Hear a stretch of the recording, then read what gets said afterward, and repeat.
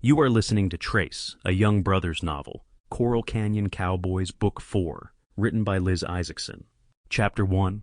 Trace Young stood third in line, behind Mama and Daddy in the first row, and Tex, Abby, Bryce, and Melissa in the second. His son stood next to him, both of them with their hands clasped in front of them, both wearing an identical suit and cowboy hat, and both smiling as Morris, Lee, and Eric walked down the aisle. "He's a character, isn't he, Dad?" Harry whispered as Eric did a hop-skip step, and Trace nodded. He sure was.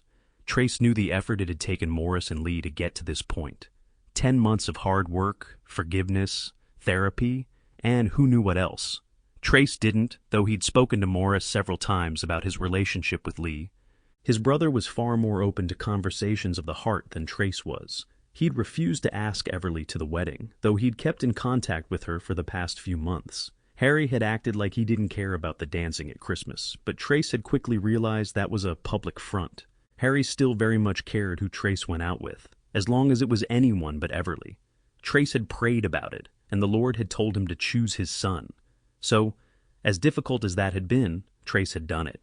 His heart hurt inside his chest. But the Lord had also whispered one more word to Trace while he'd been on his knees, alone in his dark, cold bedroom last winter. Patience. Patience. Trace felt like he did not possess enough of. He wasn't getting any younger, and every time he looked at Melissa, the tiny girl Tex and Abby had welcomed into their family only 6 weeks ago, he was consumed with jealousy. At least that was all he had to repent for these days. He'd told the boy how very much he liked Everly, though he hadn't gone into many specifics of the random not random meetups last year.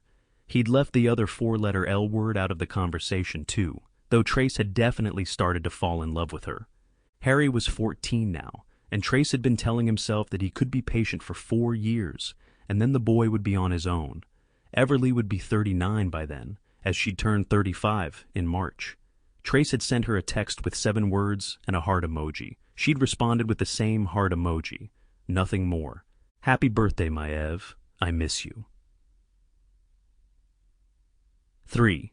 As far as he knew, she hadn't gone out with anyone else, but he didn't watch or participate in social media, and she certainly didn't have to report to him.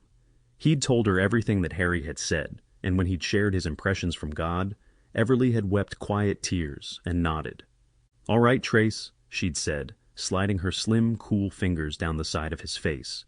"Let's see what the future holds, all right?" That was the last time he'd seen her in person, almost 5 months ago now. He could still feel the ghost of her hand on his face, still hear the agony in her voice. He'd never kissed her. Sample complete. Ready to continue?